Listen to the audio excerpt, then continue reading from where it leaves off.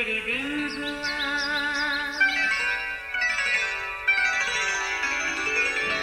نیا پھر دن ہوا، پرانی رات کا کرے سو شکر ہم خدا کی ذات کا، خدا کی ذات کا نیا پھر دن ہوا۔ آج کی آیت، جب تیرا دشمن گر پڑے تو خوشی نہ کرنا، اور جب وہ بچھاڑ کھائے تو دل شاد نہ ہونا۔ امثال 24 باب 70ویں آیت۔ عامر اور عاصم جڑواں بھائی ہیں۔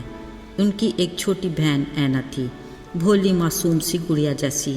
کبھی موڈ ہو تو ماں کے چھوٹے چھوٹے کام بھی کرتی، نہیں تو بڑے سکون سے اپنے کھلونوں سے ہی کھیلتی رہتی۔ مزے کی بات یہ کہ دن میں 1-2 بار تو بھائی اس گڑیا کو چھیڑخانی کر کے رلاتے ضرور، مگر پھر اسے ہنساتے بھی خوب تھے۔ خیر بچوں والے گھر میں یہ شغل میلے لگے ہی رہتے ہیں۔ ان بچوں کے والد ایک سکول میں درس اور تدریس سے منسلک تھے، مگر امی جان ایک منظم گھریلو خاتون ہیں۔ بچوں کے معاملے میں ممتا نے کھلایا تو سونے کے چمچ سے، مگر دیکھا شیر کی آنکھ سے۔ تربیت بھی سختی سے کرتی، باوجود اس کے دونوں بھائی تھے بڑے ہی افلاطون۔ کرکٹ ہو یا کشتی، ویڈیو گیم ہو یا اپنی پسند کا کوئی چینل، ان سب کا اختتام لڑائی مار کٹائی سے ہی ہوتا، اور مقدمے دن میں کئی بار ماں کی عدالت میں پیش ہوتے۔ جڑواں ہونے کی وجہ سے دونوں بھائیوں میں بہت سی باتیں مشترک تھیں، مگر ایک بات میں ہمیشہ اختلاف رہا، وہ یہ کہ عامر ہمیشہ غلطی مان کر معافی مانگ لیتا، مگر عاصم سزا بھگت لیتا اور اپنی ضد پر قائم رہتا۔ ماں اکثر اپنے بیٹے عاصم کے اس رویے سے پریشان رہتی، مگر وہ کبھی ٹس سے مس نہ ہوتا۔ عزیز و معاف نہ کرنے کا رویہ صرف بچوں تک ہی محدود نہیں، بلکہ ہم بڑوں میں یہ رویہ کچھ زیادہ ہی دیکھنے میں آتا ہے۔ بچے تو پھر معصوم ہوتے ہیں، مگر بڑے سمجھنے کے باوجود معاف نہ کرنے کی الجھن کا شکار رہتے ہیں۔ یاد رہے، محبت اور معافی ہمارے خداوند یسوع کا خاصہ ہے۔ یہ ان کے صلیبی سفر کا خاص پیغام بھی ہے، جن کا عملی ثبوت انہوں نے خود بھی دیا۔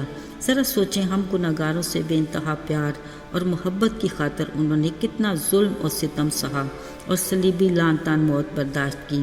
اذیت ناک حالت میں یسوع کے ساتھ صلیبی کلمات ہمارے ایمان کے عقیدے میں خاص اہمیت رکھتے ہیں۔ انہوں نے فرمایا، اے باپ ان کو معاف کر، کیونکہ یہ نہیں جانتے کہ کیا کرتے ہیں۔ ایسی حالت میں ظلم و ستم کرنے والوں کے لیے معافی کی شفاعت کرنا کس قدر دشوار ہے، مگر انہوں نے اس کا عملی نمونہ پیش کیا۔ اپنے زمینی زندگی کے دور میں ان کی شخصیت محبت اور معافی کا پیکر رہی۔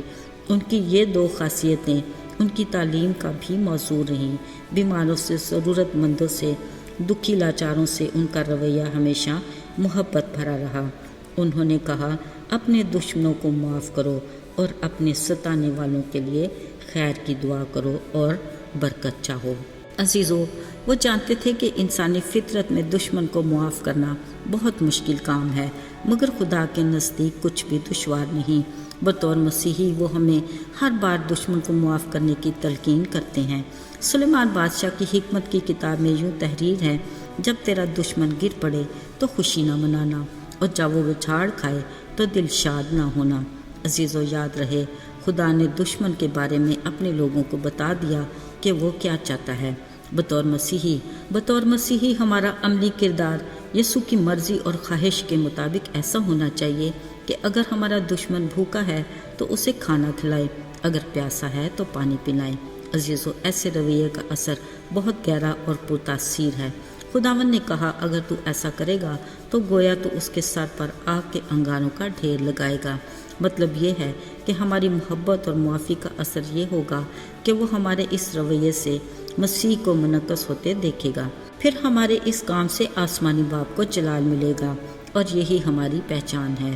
عزیزو، اس بات میں بھی حقیقت ہے کہ بعض لوگ ہمیں اس حد تک زج کرتے ہیں کہ معاف کرنا تو دور کی بات، ہم اس سے بدلہ لینے کا موقع ڈھونڈتے رہتے ہیں اور منصوبہ بناتے ہیں۔ ہماری اس فطرت کو سمجھتے ہوئے خدا نے فرمایا، انتقام لینا میرا کام ہے، بدلہ میں ہی لوں گا۔ بطور حقیقی مسیحی ہمیں اپنے سارے معاملات کو خدا کے سپرد کرنا چاہیے۔ عادل منصف وہ خدا ہے جو انصاف کے تخت پر بیٹھا ہے۔ بلکہ اس نے بڑی خوبصورت نصیحت کی کہ جو تمہیں ستاتے ہیں ان کے واسطے برکت چاہو، پھر کہا برکت چاہو، لعنت نہ کرو۔ میرے عزیزو، ذرا یہ بھی تو سوچیں کہ گناہ کے باعث ہم بھی تو حق اور سچ کے دشمن تھے، مگر اس نے اپنی محبت کے باعث نہ صرف ہمیں معاف کیا بلکہ ہمیں گناہ کی دلدل سے نکالا اور ہلاکت سے بچایا۔ اس نے تو اپنی محبت کی خوبی ہم پر یوں ظاہر کی کہ اپنے اکلوتے بیٹے یسوع کی جان کا کفارہ دے دیا۔ اب ہمارا کام ہے کہ ہم اپنے گناہوں کا اقرار کر کے اس کی عطا کردہ ہمیشہ کی زندگی کو قبول کریں۔ عزیزو، آج کے دن کے لیے ہمارے واسطے محبت اور معافی خدا کا خاص پیغام ہے۔ ذرا سوچتے ہیں، اگر کوئی ہمارا ایسا دشمن ہے جس کو ہم معاف نہیں کرنا چاہتے، بطور مسیحی ہمیں آج خدا کے اس پیغام کو اپنے دل میں بسانا ہے۔ یقیناً وہ ہمارے دل میں اپنی محبت کو بھر دے گا اور ہمیں اپنے دشمن کو معاف کرنے کی توفیق عطا کرے گا۔ ایسا کرنے سے یقیناً وہ ہمیں معمول سے بڑھ کر اضافی خوشیاں دے گا۔ آئیے دعا کریں۔ اے مہربان رحیم خداوند، تو جو محبت کا پیکر اور معافی کا عملی نمونہ ہے، ہمیں توفیق عطا کر کہ آج ہم بھی اپنے دشمنوں کو معاف کر کے تیرے مقبول ٹھہریں اور تجھ سے برکت پائیں۔ یسوع کے بابرکت اور مبارک نام میں آمین۔